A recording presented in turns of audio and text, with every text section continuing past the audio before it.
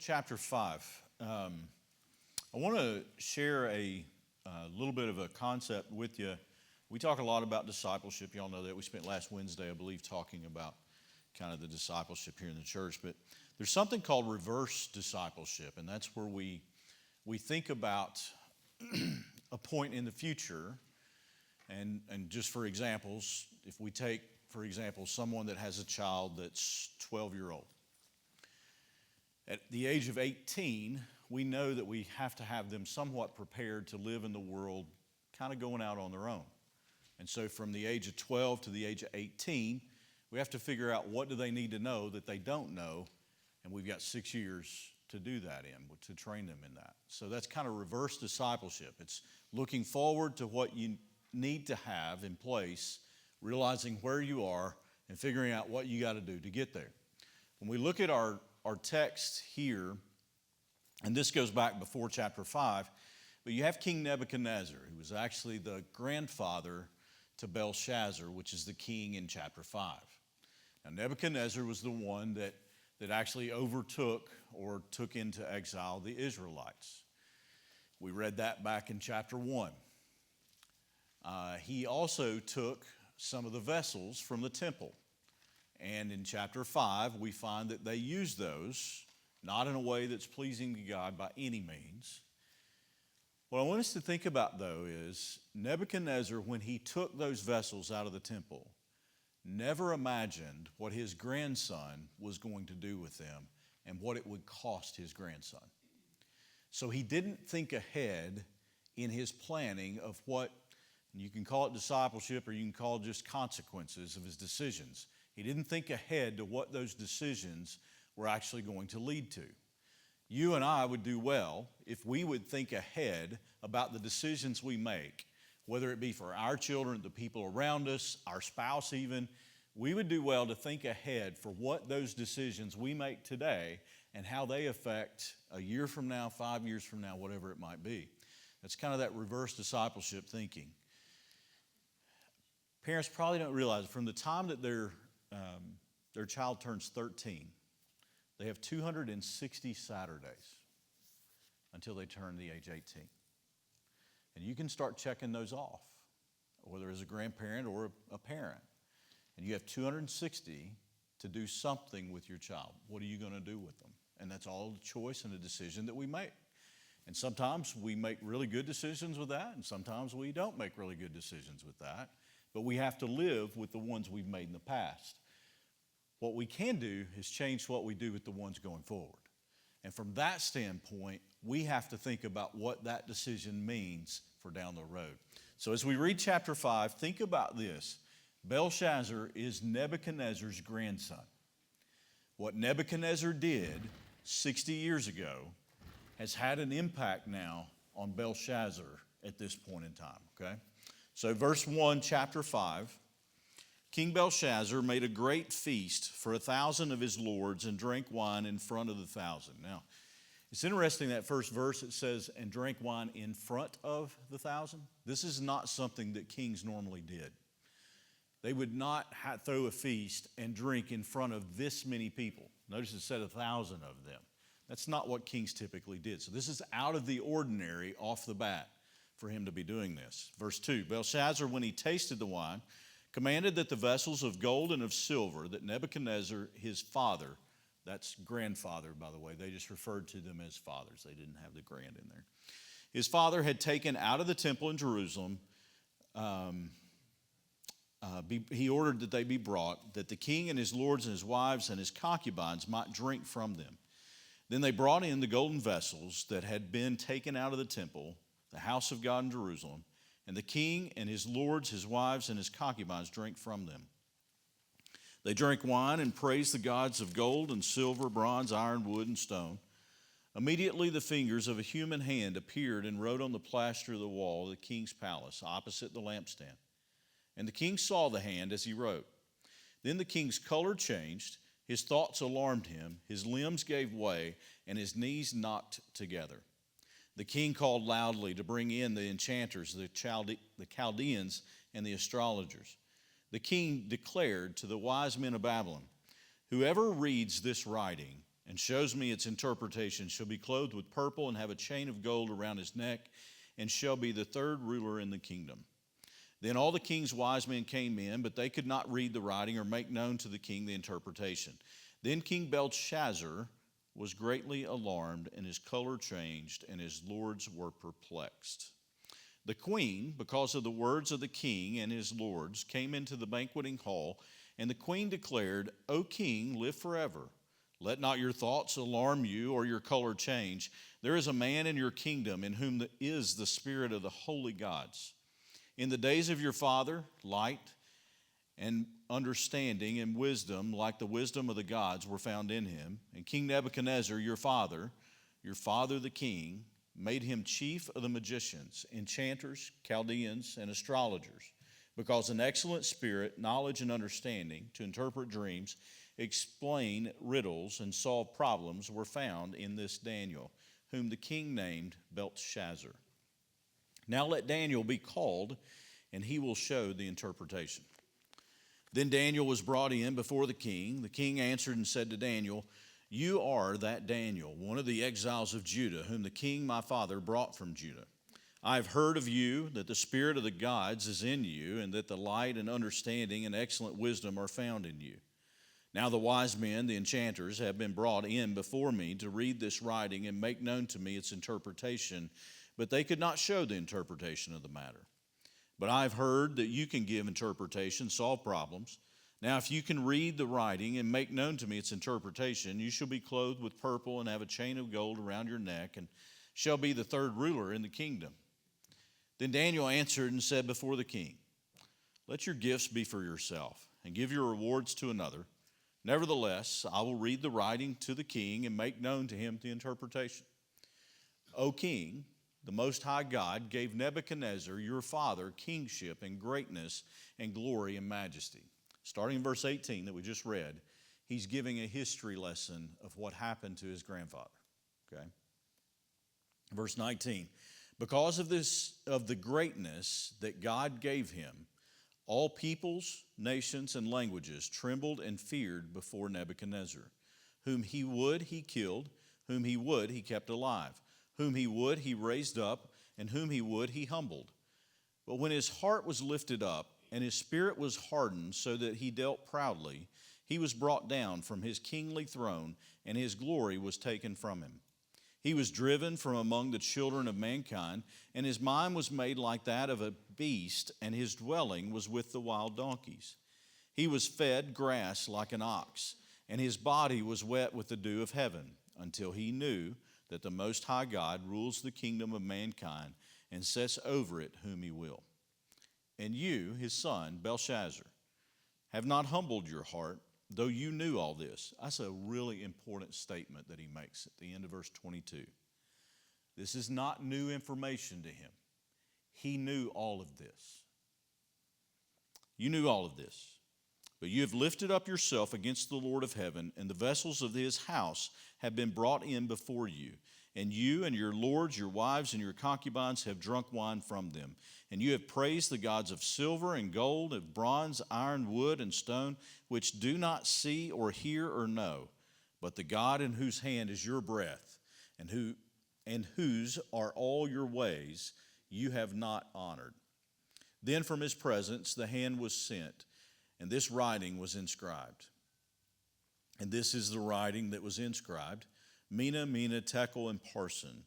This is the interpretation of the matter. Mina, God has numbered the days of your kingdom and brought it to an end. Tekel, you have been weighed in the balances and found wanting. Perez, your kingdom is divided and given the Medes and the Persians. Then Belshazzar gave the command, and Daniel was clothed with purple. A chain of gold was put around his neck, and a proclamation was made about him that he should be the third ruler in the kingdom. And that very night, Belshazzar, the Chaldean king, was killed, and Darius the Mede received the kingdom, being about 62 years old. Now, let's back up and walk through this.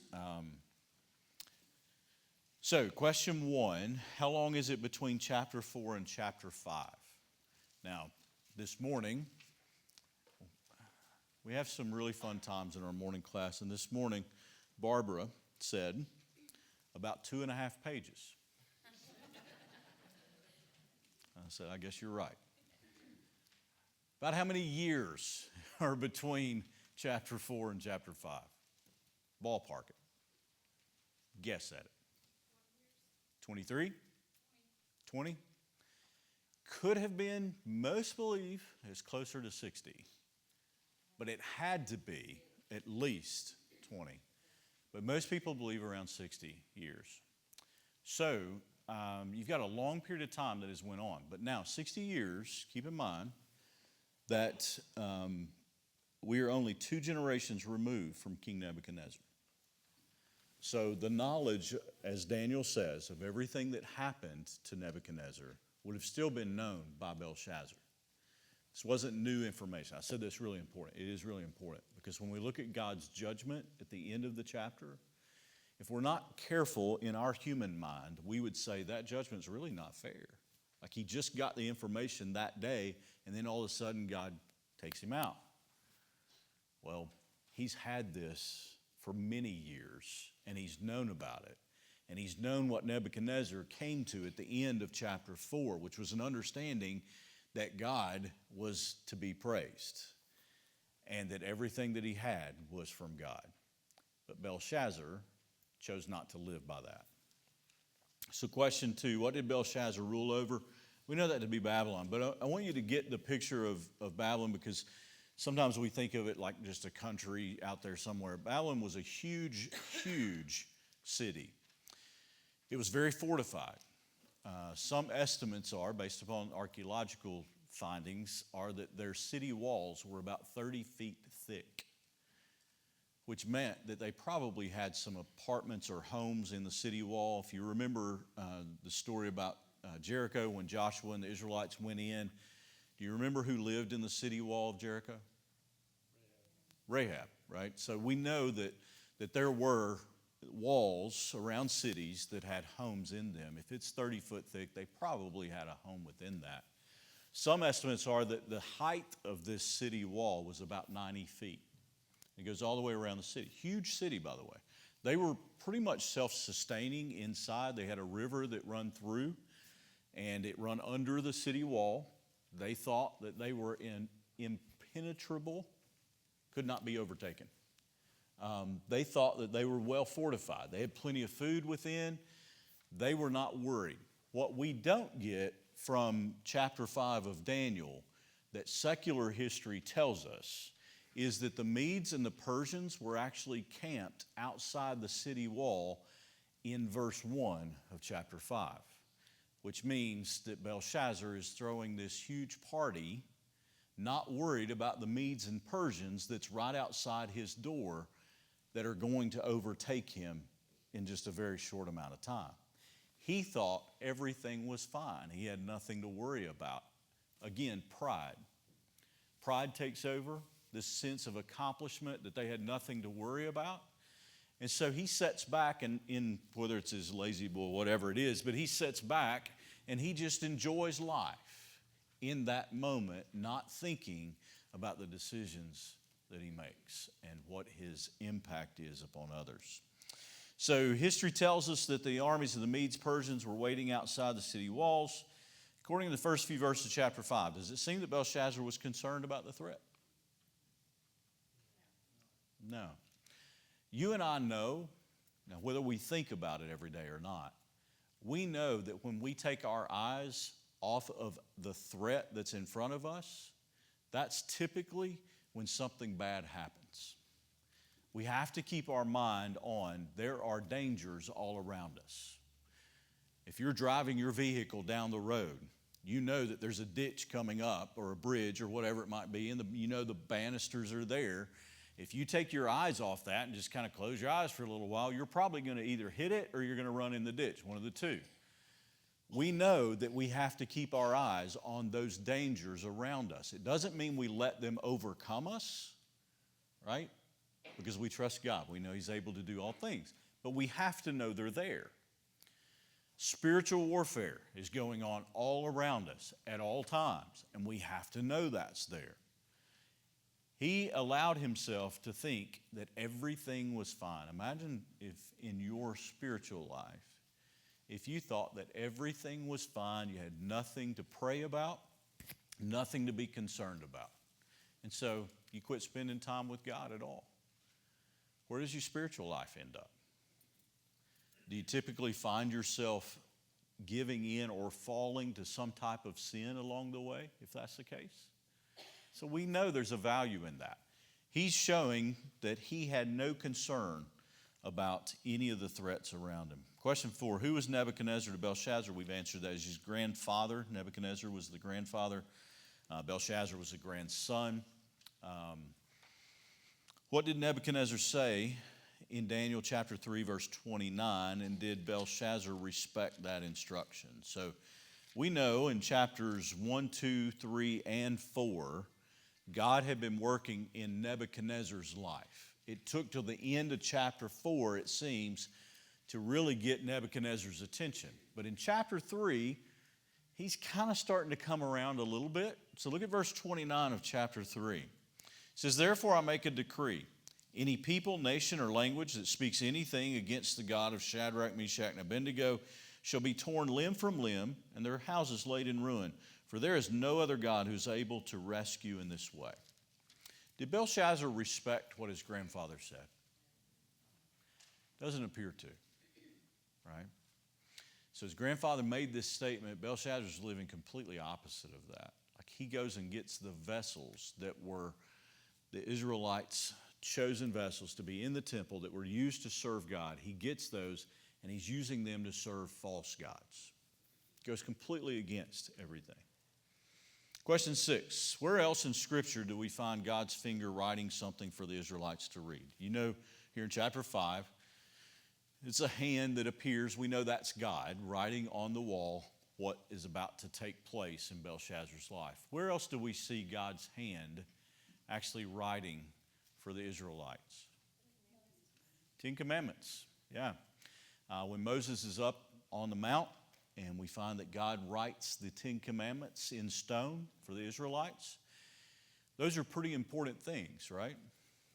When God writes something, we probably should take note. What do we have that God has wrote? It's sitting in your lap right now. We just have to realize that it's really important and that it's valuable for us to put into our life, to cherish, to have, to read, to pattern our life after. Question 7, what happened to the king's arrogance and self-confidence in verses 6 and 7? So if you look at chapter 5, verses 6, then the king's color changed and his thoughts alarmed him. His limbs gave way, his knees knocked together. The king called loudly to bring in the enchanters, the Chaldeans, the astrologers. The king declared to the wise men of Babylon, whoever reads this writing, shows me its interpretation, shall be clothed with purple, have a chain of gold, and shall be the third ruler in the kingdom. What changed in his life? Did he suddenly get wise?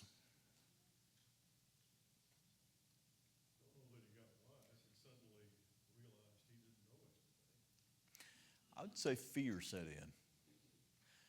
I mean, you can imagine if a hand appears on the wall behind me and starts writing some stuff. Now, please understand, he can read the words. It's written in Aramaic. That was the language that they spoke. He can read the words. He just don't know what it means. So this wasn't like some scribbling on the wall that he has no idea. It wasn't your toddler getting a crayon and just drawing on your wall. This was words he could read. He just didn't understand what they meant or how they applied. I would say some fear set in at this point in time. He don't know what to do with this. And it's interesting because if you go back to verse 1 and 2, did he have a care in the world in verse 1 and 2? If you've ever been around a drunk person, you know that they typically don't have a care in the world. And that's what he was. And this is a good point for us, he's making decisions not in his right mind. He's making decisions with an impaired mind. If he were not drunk, would he have made the decision to have the vessels of gold brought for them to use to serve false gods? We don't know the answer to that. We know that the alcohol, probably wine, did not help in his decision making. But if you've also ever been around a drunk that encounters something pretty dramatic all of a sudden, you know that they can actually become, they don't become undrunk, but they suddenly realize, I've got to do something right now. And so this hand appears on the wall, and notice in verse 6 it says that his knees started knocking. His color changed. His thoughts alarmed him. He's being shocked back into a state of mind where he don't know what in the world is going on. Everything about him changed in that moment. You have probably been around some people who have had some pretty dramatic moments in their life happen. And they're faced with, what do I do with this? He's faced with, what do I do with this? His decision is not good. At this point, once Daniel tells him what's going on, if he would have repented, I truly believe that God would have showed him grace. But he doesn't. We have no example, nothing recorded for us that he had any sign of repentance at all. With Nebuchadnezzar, at the end of every chapter, you see that he has some kind of acknowledgement about who God is. It doesn't mean that he believed in him in chapters 1, 2, and 3. Chapter 4, I think you get to a point where we could say, and God's the judge, he always does what's right, but I think we could say Nebuchadnezzar's come a long way to the point that maybe he's truly a believer at this point in time. Again, that's for God to decide, not us. But in chapter 5, there's none of that. Daniel tells him what's going to happen. He doesn't say, oh man, I've got to get things right with God. He seems to just kind of go about, he gives Daniel what he told him he was going to give, and then he goes to bed. And then the Medes and the Persians take over. Any question down through there or comment? And there was a time lapse in there too between Nebuchadnezzar and Belshazzar, because another one of his sons was king for a couple of years, and then his brother-in-law was the king for about 4 years, I think.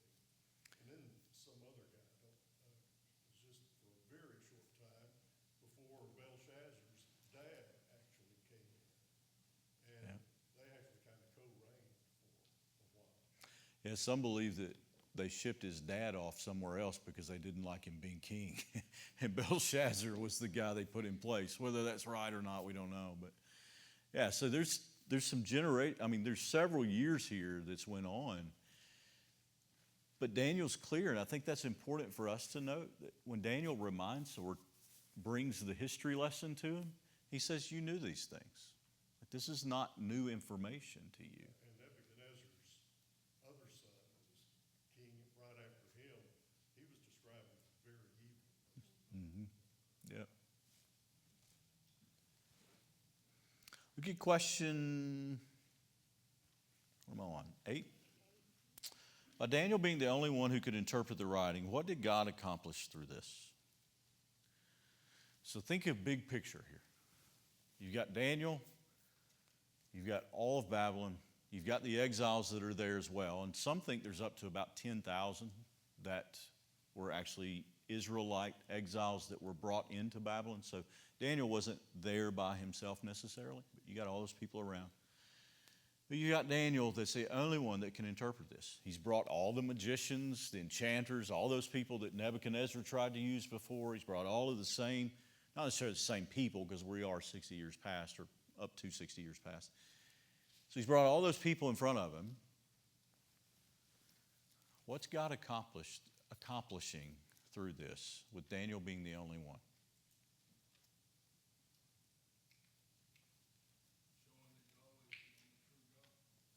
He's always, say it again.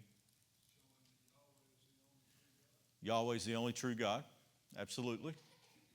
What else? There's a lot of things, by the way. There's not one specific answer to this. There's a lot of things, so don't think you're wrong. Also puts an Israelite high in power. It can have some influence to help the other Israelites who are in captivity.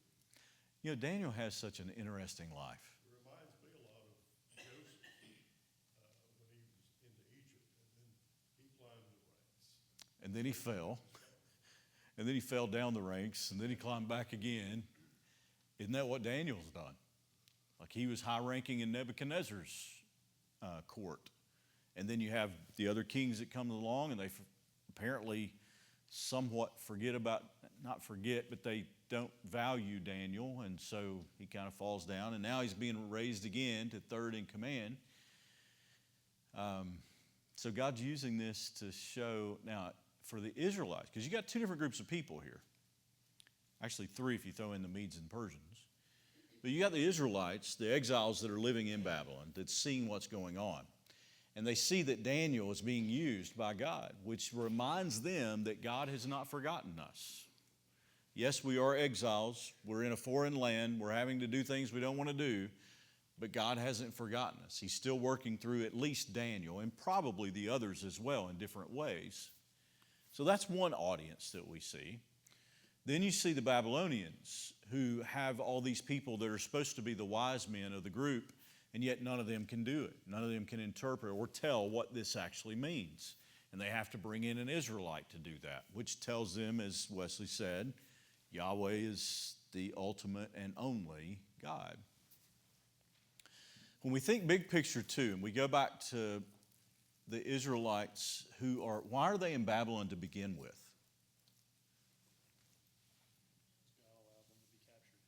God allowed them to be captured. He actually directed them to be captured, but why? You're right, but why?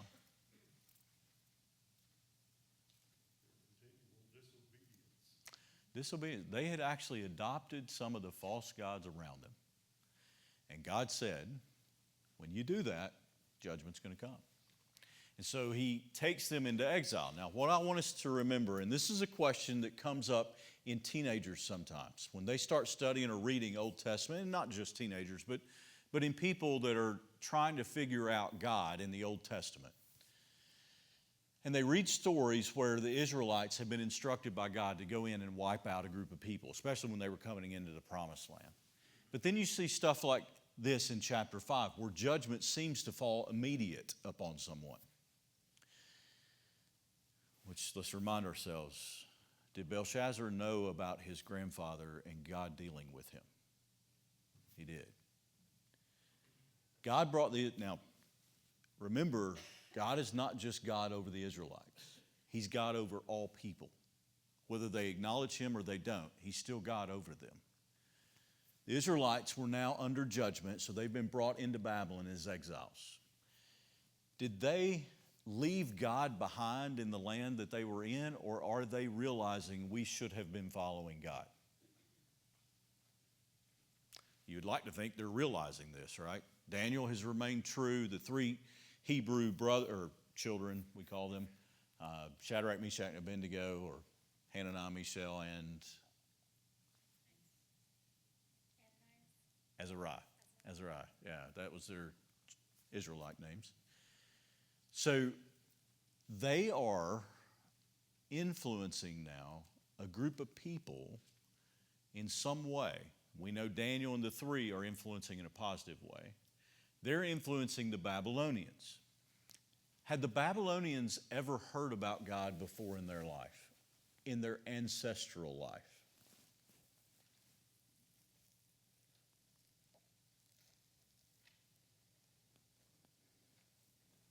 I'll ask you this question and it'll answer it. Is the flood and Noah before this or after? It's before, right? Y'all should be shaking your head. Yes, it's before. Which means the only people that survived that were Noah and his 3 sons and their wives, and Noah's wife as well. Did all of those people know about God? Okay, now we're several generations past that at this point, but at the same time, if you just go back to Noah, everyone on the face of the earth knew about God. What happened between now and this time in Daniel chapter 5?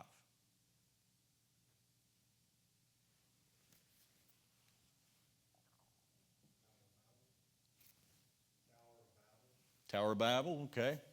What else happened, though? I mean, why are we here where the Babylonians are not acknowledging God at all?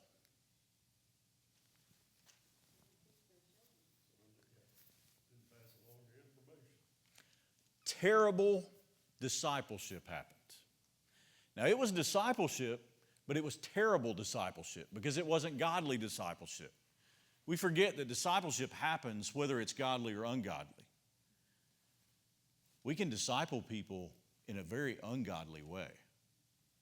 That's what happened ultimately. Now, which generation did it, we don't know, but if you go backwards in Babylonian times, they all trace back to Noah's sons who knew about God, which meant there was a failure ancestrally down to this point. God is now giving them another chance. Has God given them chances before? Yes. He instructed Noah's sons, you know who God is. I just saved you from the flood that came.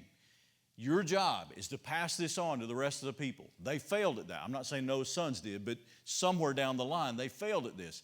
God's now coming back and saying, okay, I've got to discipline the Israelites, but I'm going to take them into a group of people that need to be reminded about me because they've lost all understanding of who I am. So I'm bringing them back. I'm bringing people back that will be the voice for me. And so Daniel, the 3 Hebrews, the other thousands of exiles that came in who probably got their act together after this. And now they're influencing the Babylonians. But the Babylonians have to make a decision. What am I going to do with this? Right? Nebuchadnezzar had to make a decision. What am I going to do with it? It took him 4 chapters to get it right, but he finally got it, and many years too.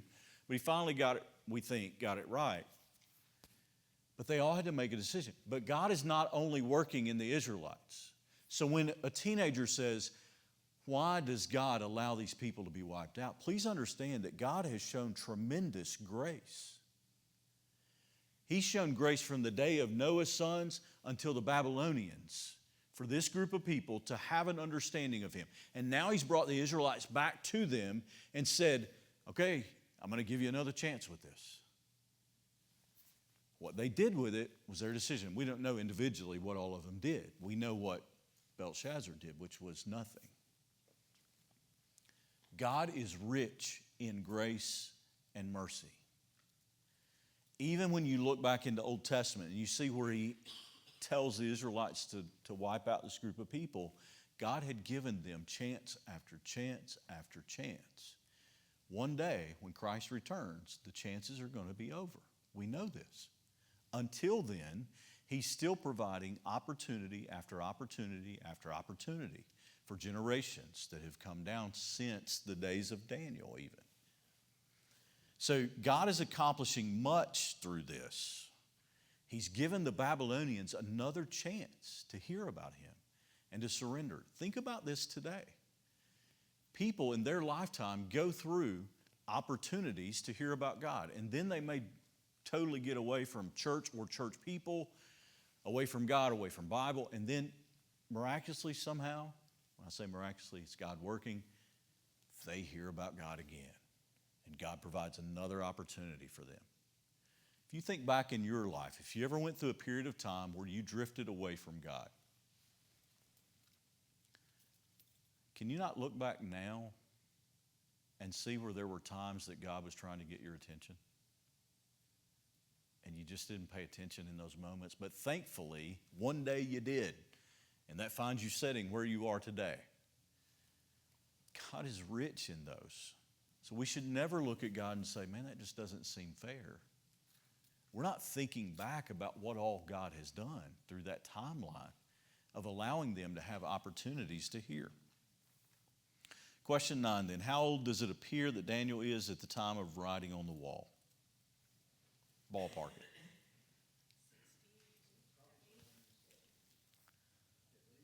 I'm sorry? Yeah, most believe he's around 80-ish at this point, which would then hold to that 60 years that was between chapter 4 and chapter 5. So if it was less than 60 years, Daniel would have been less than 80. But Most believe he was somewhere around 80 at this point, which means Daniel has lived now, at least, if 80 is right, he's lived 65 years in Babylonian captivity at this point in time. He's served under multiple kings. He's had opportunities in multiple courts to influence, and Daniel is still influencing at this point in time, which tells us we never give up. Regardless of what happens in life, regardless of who in the world might be in rule over us, we never give up and we continue to faithfully serve God regardless, because God is going to be faithful to us as well. Question 10. Who tells the king that he should get Daniel to interpret? The queen. Now, who is the queen? We would typically say his wife, but it wasn't the case here. It seems to be his mother.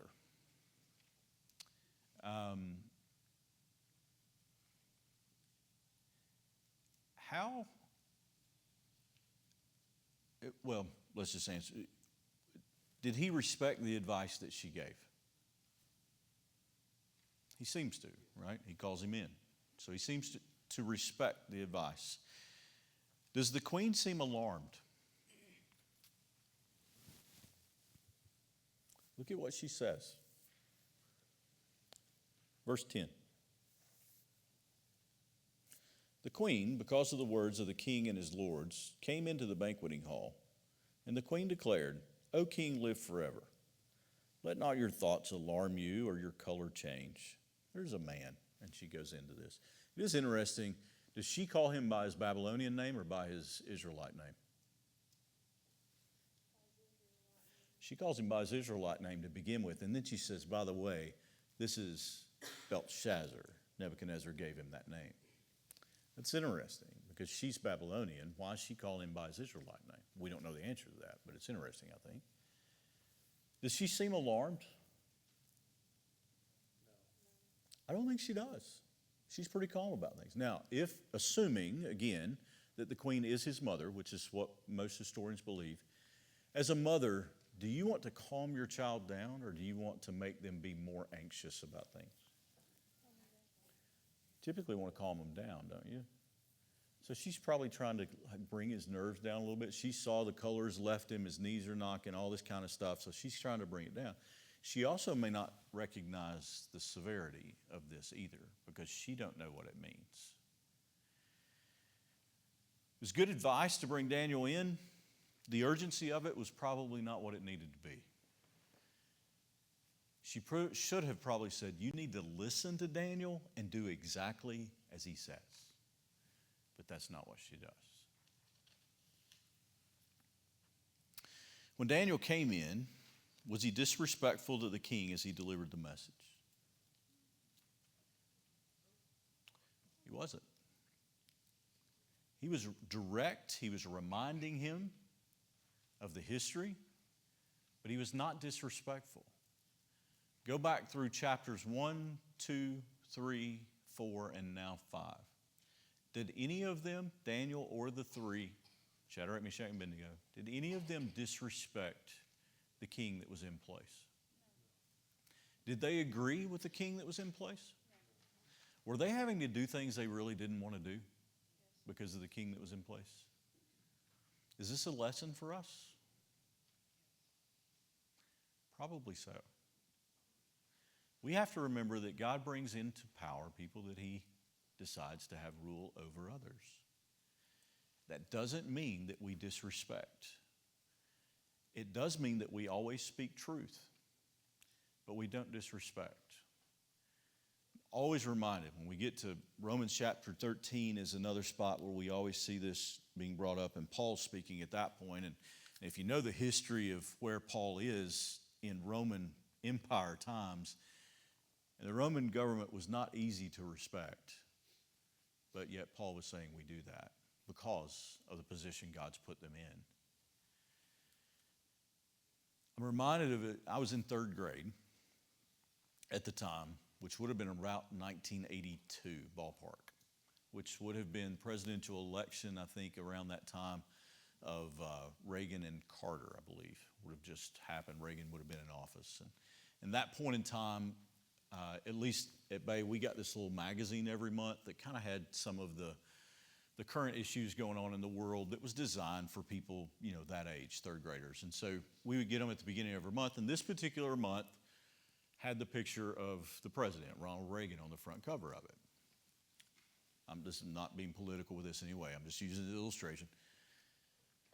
The guy that sat in front of me, I don't know if his parents were Democratic, I don't know. But he takes and he draws a mustache, kind of disrespecting the image of Ronald Reagan. And my third grade teacher, who was a Christian, by the way, her name was Miss Wallace, and she sees him do it. And she takes up the magazine and she sends him to the office, and she begins to give the rest of the class a lesson that even though we may not like who it is that's in that particular office, we never disrespect the office of the President of the United States. I think that's scriptural, actually, that we respect those that God places in authority over us. It doesn't mean that we agree with them, but it means we respect the office that God has placed them in. Because when we respect that, we're respecting what God has done. I think that's what we see here by Daniel and the three, Shadrach, Meshach, and Abednego, that they always respected. But notice Daniel was very firm in what was truth. He did not change the truth.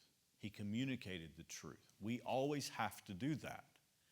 We just have to find a way to do it respectfully when we do that. Question 12, was Belshazzar under the influence of anything when he ordered the vessels to be brought for them to drink from? Under the influence of wine, we could even say he was under the influence of Satan, possibly. But he was definitely under the influence of wine. And we don't make our best decisions when we're impaired in some way. I don't care how impaired it is, we still don't make our best decisions, whether it's alcohol, drugs, whatever, even prescription drugs. There's a reason they say after you have surgery, don't go out and make any life-changing decisions after this, because you're impaired and you don't need to make life-changing decisions. He made a terrible one here. And I don't know if he realized what he was doing or not, but a terrible decision. Question 13, the city of Babylon had high walls, strong gates, and watchtowers. The people, especially Belshazzar, thought they were safe because they placed their trust in what?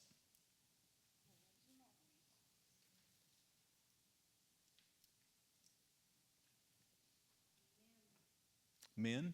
Is that what someone said? Men? Okay. What else? The own power, material things.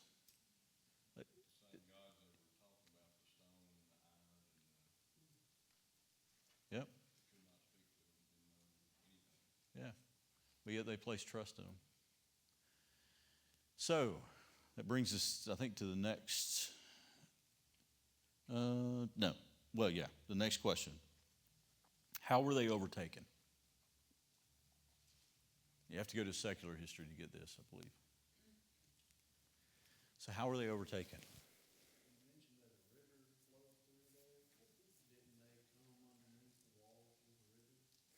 They actually diverted the river. So the Medes and the Persians, now, remember that the Babylonians are inside, living life, partying, whatever you want to call it. 1,000 of them gathered together partying. Medes and Persians are outside diverting the river because the river run under the wall. So they divert the river, and then the armies go in under the old river, or in the old riverbed, because the wall doesn't prevent them from going in. They had placed trust in material things and their own knowledge, thinking that they had everything worked out to where no one could defeat them as long as they were inside the wall. How wrong were they?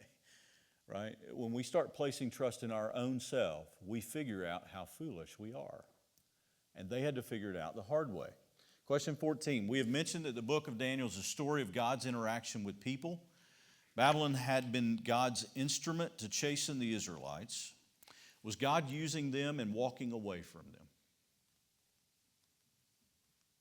So were they just a tool that God was using to chastise or bring back to him the Israelites? and then God's just walking away from them?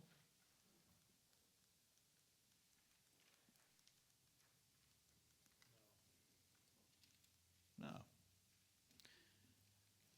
Again, we kind of talked this earlier. God was using the Israelites to bring him back to the Babylonians. We sometimes have a hard time seeing the full picture of what God's doing. And yet God is, again, not only the God of the Israelites, he's the God of the Babylonians. They just don't know it and they don't acknowledge it, but he still is. He created them.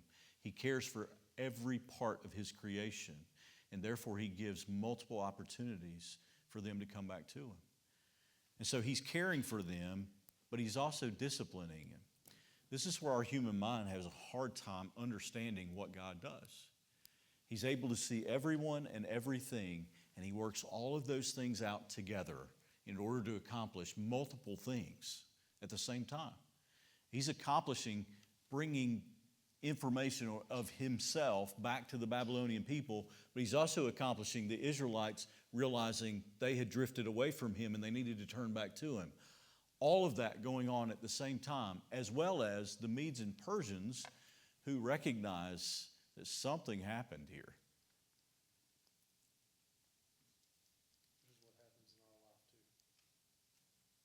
It is what happens in our life. Yeah.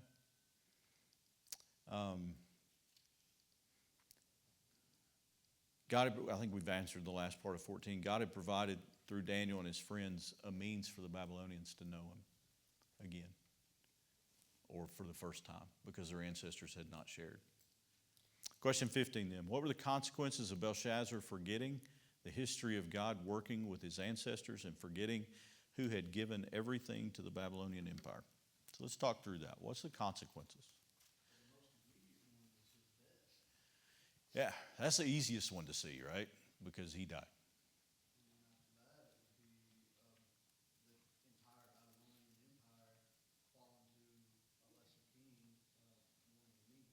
Yeah. So the whole empire was lost, which meant now the Babylonians would become servants to the Medes and the Persians. What else? Absolutely right. There's multiple consequences, yeah. As we know that all of our decisions have multiple consequences too, right? We don't make one decision and it only has one consequence and that's it. There's multiple consequences to our decisions. So what's some more that we can think of or see here? God's also showing Daniel and Shadrach, Meshach, and Abednego that he is more, of course they know it, but he's showing them that he's more powerful than this greatest city that it was. Yeah, 30-foot thick walls, 90-foot high walls have nothing on God. He's showing that he is God. And now we see another group of people on the scene, the Medes and Persians, that God is now working through them to chastise the Babylonians because they didn't listen. Their king didn't listen. And so now he's working through them to ultimately, if you know the kind of coming full circle, you know that it's under the Persians, I believe it is, that in Nehemiah, we see that they get permission to go back and start rebuilding Jerusalem and the temple. Nehemiah rebuilds the wall. So we find that God is bringing full circle now this overall plan to bring the Israelite people through judgment, but also then back to where they can serve him freely. What kind of consequences are for Daniel? Or is there?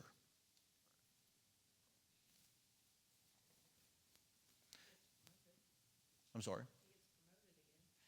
He gets promoted, but the consequence of Belshazzar's death is what? Is he going to stay third in command under the Medes and the Persians? It's probably the most short-lived third in command that anyone had ever had. That very night is what it says.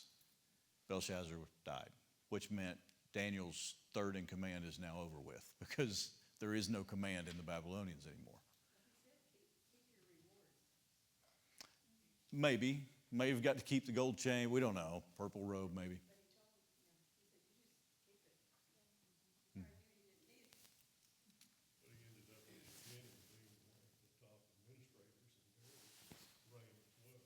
did.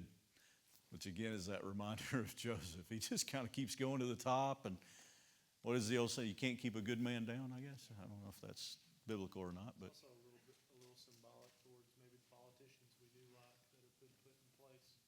Say we don't like our leader, and maybe we don't think they're making the right choices, but we still respect what they're doing. what other consequences do we see? So there's Daniel. Now, there's a lot of other Israelite exiles. There's consequences for them. We don't know what they are exactly, but there are consequences for them. What about the queen, which was his mother?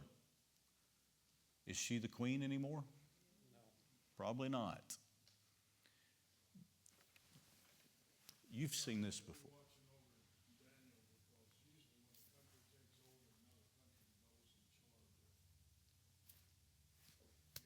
Yeah.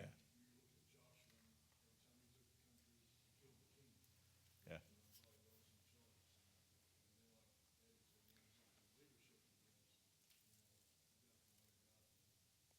Absolutely. And we know, I mean, this is God's plan, right? Because we said this when we first started the study. I think we've repeated it a few times. The book of Daniel is not necessarily about Daniel. It is about Daniel, but it's about how God is dealing with his people, including Daniel. And he's elevating Daniel again. Darius was pagan king, yet Daniel won his respect because of his hard work, his diligent work, even of espousing his beliefs to others who didn't believe, which is a good lesson for us, especially if, well, should be anyway, but if we have a non-Christian employer, how do we best impress them as a Christian? We do our job diligently. We do it better than anyone else can do it. Yeah. We don't complain about it. And we sprinkle in God every once in a while. Or maybe we douse in God every once in a while. So there's consequences all over the place. Now, you've seen this happen. Let's say a grandchild makes a very poor decision. Does it affect a grandparent? Does it affect a parent? It does. We see that here, right? We see this throughout the entire Bible, that decisions we make not only affect us, they affect other people around us, which then tells us that this reverse discipleship we talked about in the very beginning, that's really important for us to think about. Because when we think about our grandkids and we want them to be equipped to make good decisions, not poor decisions, that means as a grandparent and as a parent, we have to plan for them making good decisions down the road, which means we have to invest in their life the right things that need to be invested in order for them to make the best decisions that they can make. It's interesting when you look at decisions that people make throughout their life, for some reason, when they make that decision, for the most part, and I'm not saying every decision's this way, but for the most part, the decision they make, they think is the best decision they can make in that moment in time. I'm not saying it's always the case, but for the most part, that's the case. Which means the more we put God in them, the better decisions they're going to make later on. But we can't just think it's just going to mysteriously happen. Like, we have to lay out the groundwork of how we're going to do this, which is why, as a church, we lay out the groundwork of how we're going to do these kind of things. We can't just haphazardly go at it. But as a parent, we can't haphazardly go at it either. We have to be intentional about discipleship in the life. Nebuchadnezzar, we don't know what he did at the end of chapter 4 after that. We don't know what kind of influence he tried to have over his kids. It seems at the end of chapter 4 that he got things where they needed to be with God, or he had an understanding about God. We don't know what he did with that. We don't know if he planned that out or if he just decided to live it and he didn't do anything differently with his children. What he could have done, if he would have thought, is he could have said, you know, we've got all of that stuff that we robbed out of the temple. We probably better put that somewhere where no one can find it, or either give it to the Israelite exiles that are here and let them have it, so that none of my descendants will use it in the wrong way. Sometimes we hang on to things even after we become believers and we get our life in the direction it needs to be going with God. Sometimes we hang on to things that we need to get rid of because it may not negatively affect us, but it will negatively affect people down the road from us. So think on those things. We mentioned it Sunday. What's in your life that you need to get rid of that's going to possibly be a negative impact on someone else in your life, your kid's life, whatever it might be? And if God brings them to your mind, there's a reason He's bringing them to your mind. It's because He's wanting you to deal with them. Pray with me if you would. Dear Heavenly Father, we thank You for the time that You've given us, Lord, for the words You've recorded for us, the truth we find in Your Word, and Lord, just the examples as we see this continue to play out generation after generation. So I pray that we make wise decisions going forward with the knowledge that we have of You. And I pray that we would instill that knowledge in others. Lord, I pray that as we depart from here, and as was mentioned earlier about being the best employees we can be, Lord, I just pray wherever we are, that we serve You faithfully, and that we live our life here on earth faithfully in a way that pleases You, in our workplaces, in our homes, that You're honored, You're glorified through decisions that we make. Thank You for Your faithfulness to us, even when we're unfaithful to You. Thank You for the grace that You show, grace beyond measure to each of us. We see it throughout Your Word, and we see it in our own lives. Lord, help us to be better at listening, serving, and following. Help us to be individuals that take Your Word to others around us, whether it be in our neighborhoods or workplaces or different states around the world, wherever it might be.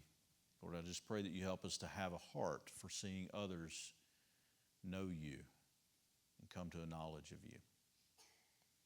We lift up those who are hurting, those who are dealing with loss at this point. We pray for Your peace to be upon them. We pray it in Your Son's name, Jesus the Christ. Amen.